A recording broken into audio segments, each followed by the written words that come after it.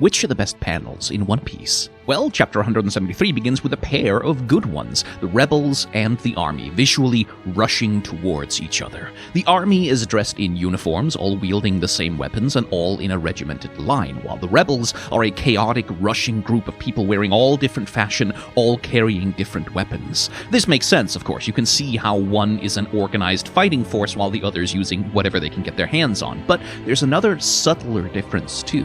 In the army's panel, the foremost soldier's face is cut off by the panel border, while the rest of them are hidden under their headwear and tiny in the frame. By contrast, the rebels are showing their faces prominently. And this is a common little character design trick. If you want a person's individuality to matter, focus on their face and their body. If you want their allegiance to matter, focus on their uniform.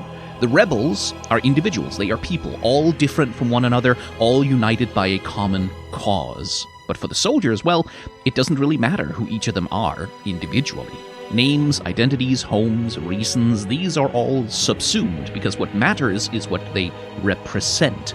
They are the military arm of the state. They are the means by which the nation takes action. They do not represent themselves or their own interests. They represent the Kingdom of Alabasta. You'll see this design trick in all kinds of media, perhaps most obviously in something like Star Wars, with the difference between rebels and stormtroopers, and it's used very effectively here as well.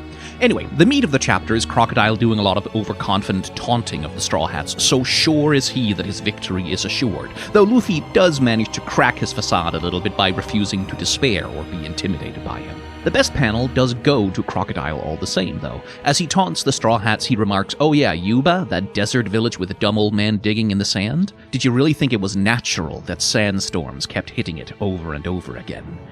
And it's the rendering that does it for me here. It's the way that Crocodile's hand melts so smoothly away into sand. It looks like a storm in miniature. You can see the swirl and flow of it in the curved lines that outline its volume, and you can see its substance in the way that it obscures Crocodile behind itself, the way his coat and features melt away along its edges. And look, the story hasn't exactly been subtle about this theme until now, but it is a shonen story for young kids, so here it is hammered home and spelled out crystal clear.